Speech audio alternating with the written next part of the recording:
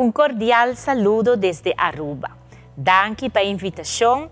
Me senti sumamente honrado para dirigir alguma palavra durante a abertura da Global Money Week, que para primeira vez vai tomar lugar na nossa Isla Román Bonaire. Me aplaudi a bonita iniciativa aqui de Terramara Museum Bonaire para trazer Global Money Week na Bonaire, com danke também na colaboração de vários institutos financeiros na Bonaire, se possível, que o jovem também pode experienciar o tremendo projeto educativo internacional aqui.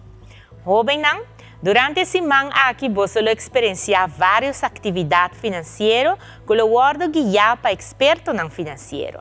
A atividade aqui lo empoderar cada de você para sinha de estar mais responsável ribe terreno financeiro fora de uma idade jovem.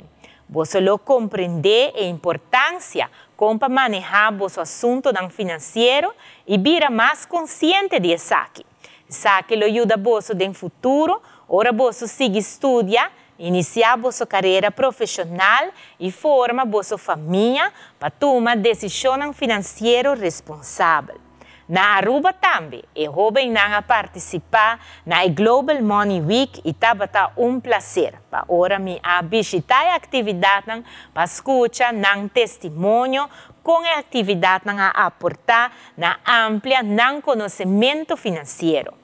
Jovem você está muito afortunado de por si como atender com o assunto financeiro e a importância de estar financeiramente estável fora de uma idade jovem. Me encorajar você para fazer bom uso de oportunidade aqui para pôr atenção, participar e fazer perguntas durante a sessão e semana aqui. Mas você melhor decisão financeira por tomar desde agora e no futuro. De maneira aqui, por aportar também no progresso econômico e financeiro de melhor Bonaire. Na holandês, dicho tabisa, jong geleerd, oud gedaan. Para bem Terramar Museum Bonaire, que é bonita iniciativa aqui, e também para bem na Tour Partner, que está participar na Global Money Week, tremendo projeto educativo. Me desejo semana frutífero e com sabedoria. Hope e êxito na cada jovem participante.